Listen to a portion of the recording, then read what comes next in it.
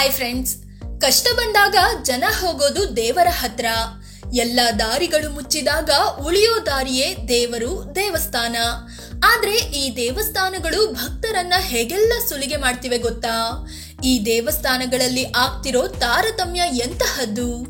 ದೇವಸ್ಥಾನಗಳು ಸಾವಿರಾರು ಕೋಟಿ ಆದಾಯ ಸಂಪಾದಿಸೋದು ಹೇಗೆ? ಹಿಂದೂಗಳ ಮಂದಿರ ಮಾತ್ರ ಸರ್ಕಾರದ ವ್ಯಾಪ್ತಿಗೆ ಒಳಪಟ್ಟಿದ್ದು ಹೇಗೆ? ಎಲ್ಲವನ್ನು ಈ ವಿಡಿಯೋದಲ್ಲಿ ಹೇಳ್ತೀವಿ. ಅದಕ್ಕೂ ಮುನ್ನ ನೀವಿನ್ನೂ ನಮ್ಮ ಚಾನೆಲ್ಗೆ ಸಬ್ಸ್ಕ್ರೈಬ್ ಆಗಿಲ್ಲ ಅಂದ್ರೆ ಈ ಕೂಡಲೇ ಆಗಿ ಪಕ್ಕದ ಗಂಟೆ ಗುರುತಿನ ಮೇಲೆ ಕ್ಲಿಕ್ ಮಾಡಿ. ದೇವರ ಹೆಸರಿನಲ್ಲಿ ಕೋಟಿ ಕೋಟಿ ಆದಾಯ. ತಿರುಪತಿ ತಿಮ್ಮಪ್ಪನ ಮಂದಿರ 2.5 ಲಕ್ಷ ಕೋಟಿ. ಅನಂತ ಪದ್ಮನಾಭ ಸ್ವಾಮಿ ಮಂದಿರ 1,60,000 ಕೋಟಿ. ಶಿರಡಿ ಸಾಯಿಬಾಬಾ ಮಂದಿರ 50,000 ಕೋಟಿ. ಈ 3 ದೇವಸ್ಥಾನಗಳ ಒಟ್ಟು ಆಸ್ತಿ ದೇಶದ ದೊಡ್ಡ ದೊಡ್ಡ ಕಂಪನಿಗಳಿಗಿಂತಲೂ ಜಾಸ್ತಿ ಇದೆ. ದೇಶದಲ್ಲಿ ಒಂದು ದಿನಕ್ಕೆ ಭಕ್ತರು ದೇವಸ್ಥಾನಗಳಿಗೆ ನೀಡೋ ದಾನದ ಮೊತ್ತ 1,316 ಕೋಟಿ ರೂಪಾಯಿ. ಭಾರತ ಸರ್ಕಾರದ ಬಳಿ 500 ಟನ್ ತೂಕದ ಗೋಲ್ಡ್ ರಿಸರ್ವ್ ಇದ್ರೆ ಈ ದೇವಸ್ಥಾನಗಳ ಬಳಿ ಒಟ್ಟು 22,000 ಟನ್ ತೂಕದ ಗೋಲ್ಡ್ ರಿಸರ್ವ್ ಇದೆ. ಈ ದೇವಸ್ಥಾನಗಳ ವಾರ್ಷಿಕ ಆದಾಯ ಸಾವಿರಾರು ಕೋಟಿ ರೂಪಾಯಿಯಷ್ಟಿದೆ. ಹಾಗಾದ್ರೆ ಈ ದೇವಸ್ಥಾನಗಳಿಗೆ ಇಷ್ಟು ದೊಡ್ಡ ಪ್ರಮಾಣದಲ್ಲಿ ಆದಾಯ ಬರೋದು ಹೇಗೆ ಅನ್ನೋ ಪ್ರಶ್ನೆ ಮೂಡುತ್ತೆ. ಆದಾಯದ ಮೂಲಗಳು ಏನ್ ಗೊತ್ತಾ? ದೇಣಿಗೆ. ಸ್ನೇಹಿತರೆ, ಭಾರತದ ಎಲ್ಲಾ ದೇವಾಲಯಗಳ ಆದಾಯದ ಮೊದಲ ಮೂಲ ಅಂದ್ರೆ ಅದು ದೇಣಿಗೆ. ಇದರಲ್ಲೂ 2 ರೀತಿಯ ದೇಣಿಗೆಗಳಿವೆ. ಒಂದು ಭಕ್ತರ ದೇವಸ್ಥಾನದ ಹುಂಡಿಗಳಲ್ಲಿ ಹಾಕುವ ಕಾಣಿಕೆಯ ದುಡ್ಡು. ಮತ್ತೊಂದು ರಶೀದಿ ಪಡೆದು ದೊಡ್ಡ ಮಟ್ಟದಲ್ಲಿ ನೀಡುವ ದೇಣಿಗೆ, ಬಡ್ಡಿ ದುಡ್ಡು. ದೇವಸ್ಥಾನಗಳು ಡೆಪಾಸಿಟ್ ದುಡ್ಡಿನಿಂದಲೂ ಆದಾಯ ಸಂಪಾದಿಸುತ್ತವೆ. ಫಿಕ್ಸ್ಡ್ ಡೆಪಾಸಿಟ್, ಕ್ಯಾಶ್ ಡೆಪಾಸಿಟ್ ರೂಪದಲ್ಲಿ ವರ್ಷಕ್ಕೆ ಕೋಟಿಗಟ್ಟಲೆ ದುಡ್ಡು ಮಾಡ್ತವೆ. ಉದಾಹರಣೆಗೆ ತಿರುಪತಿ ದೇವಸ್ಥಾನದ ಹೆಸರಿನಲ್ಲಿ 14,000 ಕೋಟಿ ರೂಪಾಯಿ ಮೌಲ್ಯದ ಫಿಕ್ಸ್ಡ್ ಡೆಪಾಸಿಟ್ ಇದೆ. ಆಸ್ತಿಯ ಆದಾಯ. ದೊಡ್ಡ ದೊಡ್ಡ ದೇವಸ್ಥಾನಗಳು ತಮ್ಮ ವಿವಿಧ ರೀತಿಯ ಆಸ್ತಿಯ ಮೂಲಕ ದುಡ್ಡು ಮಾಡ್ತವೆ. ಈ ದೇವಸ್ಥಾನಗಳು ದೂರದ ಊರಿನಿಂದ ಬರುವ ಭಕ್ತಾದಿಗಳಿಗಾಗಿ ರೂಮಿನ ವ್ಯವಸ್ಥೆಯನ್ನು ಮಾಡಿರುತ್ತವೆ.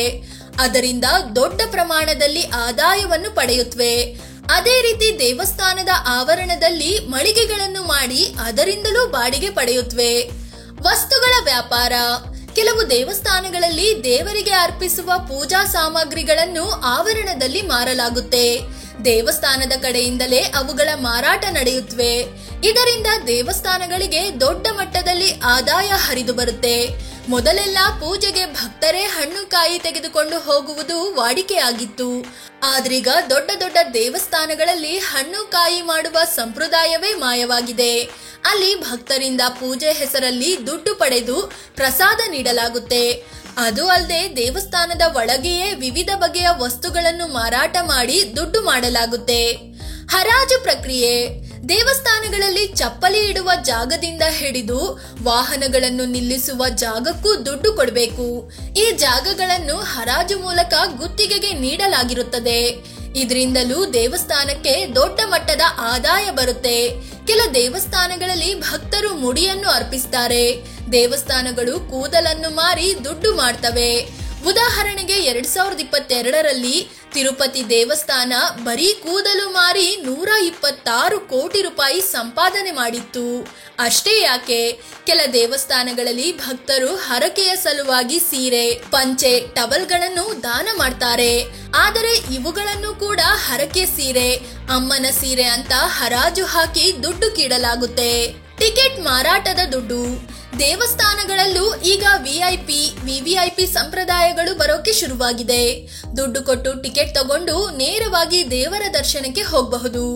ಇದರಿಂದಲೂ ದೇವಸ್ಥಾನಗಳಿಗೆ ದೊಡ್ಡ ಮಟ್ಟದಲ್ಲಿ ದುಡ್ಡು ಹರಿದು ಬರುತ್ತೆ.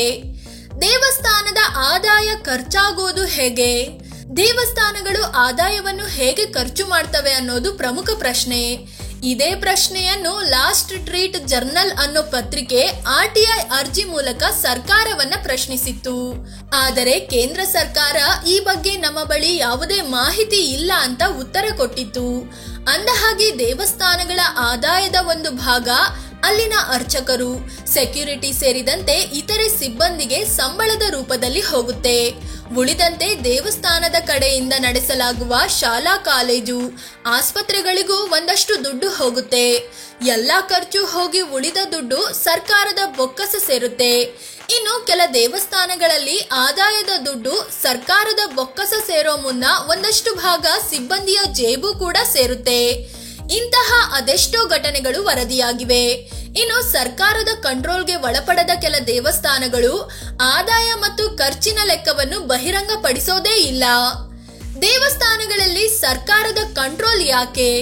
ಭಾರತದ ಸಂವಿಧಾನದ 26ನೇ ವಿಧಿ ದೇಶದ ಪ್ರತಿಯೊಬ್ಬರಿಗೂ ಇಷ್ಟವಾದ ಧರ್ಮವನ್ನು ಪಾಲಿಸಲು ಧಾರ್ಮಿಕ ಸ್ಥಾನವನ್ನು ಸ್ಥಾಪಿಸಿ ನಡೆಸಿಕೊಂಡು ಹೋಗಲು ಅವಕಾಶ ನೀಡಿದೆ. ಅಂದ್ರೆ ಧಾರ್ಮಿಕ ವಿಚಾರಗಳಲ್ಲಿ ಸರ್ಕಾರ ಕಡ್ಡಿ ಅಲ್ಲಾಡಿಸಲು ಅವಕಾಶವಿಲ್ಲ. ಆದರೂ ದೇಶದ 18 ರಾಜ್ಯಗಳಲ್ಲಿ 4 ಲಕ್ಷಕ್ಕೂ ಹೆಚ್ಚು ದೇವಸ್ಥಾನಗಳು ಸರ್ಕಾರದ ಕಂಟ್ರೋಲಿಗೆ ಒಳಪಟ್ಟಿವೆ. ಯಾಕೆ ಹೀಗೆ ಅನ್ನೋ ಪ್ರಶ್ನೆಗೆ ಉತ್ತರ ಸಿಗಬೇಕಾದರೆ ಸ್ವಲ್ಪ ಹಿಂದಕ್ಕೆ ಹೋಗಬೇಕಾಗುತ್ತೆ.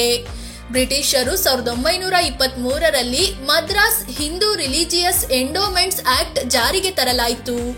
ಈ ಮೂಲಕ ದೇಶದ ಎಲ್ಲಾ ದೊಡ್ಡ ದೊಡ್ಡ ದೇವಸ್ಥಾನಗಳು ಸರ್ಕಾರದ ಅಧೀನಕ್ಕೆ ಒಳಪಟ್ಟವು.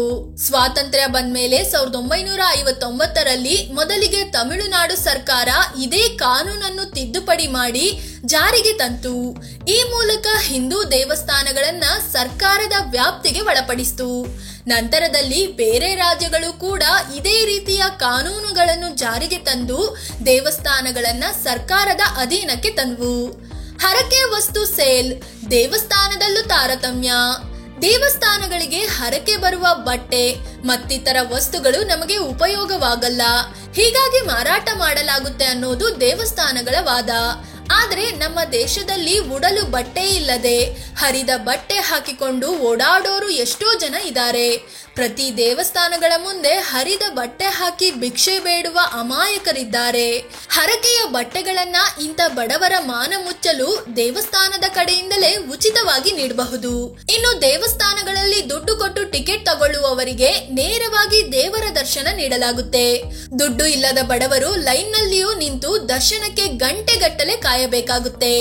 ದೇವರ ಮುಂದೆಯೂ ದುಡ್ಡು ಇರುವವರಿಗೆ ಒಂದು ರೀತಿ, ದುಡ್ಡು ಇಲ್ಲದವರಿಗೆ ಒಂದು ರೀತಿ ಟ್ರೀಟ್ ಮಾಡಲಾಗುತ್ತೆ, ತಾರತಮ್ಯ ಮಾಡಲಾಗ್ತಿದೆ. ಫ್ರೆಂಡ್ಸ್, ಇದು ಭಾರತದ ದೇವಸ್ಥಾನಗಳ ಆದಾಯ, ಅದರ ಖರ್ಚು, ಮಾಡುತ್ತಿರುವ ಸುಲಿಗೆ ಬಗ್ಗೆ ತಿಳಿಸಿಕೊಡುವ ಪ್ರಯತ್ನ. ಈ ಬಗ್ಗೆ ನಿಮ್ಗೆ ಏನ್ಸುತ್ತೆ?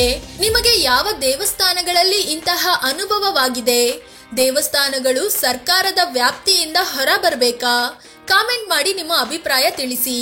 ಅದೇ ರೀತಿ ನೀವಿನ್ನು ನಮ್ಮ ಚಾನೆಲ್ಗೆ ಸಬ್ಸ್ಕ್ರೈಬ್ ಆಗಿಲ್ಲ ಅಂದ್ರೆ ಈ ಕೂಡಲೇ ಆಗಿ ಪಕ್ಕದ ಗಂಟೆ ಗುರುತಿನ ಮೇಲೆ ಕ್ಲಿಕ್ ಮಾಡಿ. ಧನ್ಯವಾದ.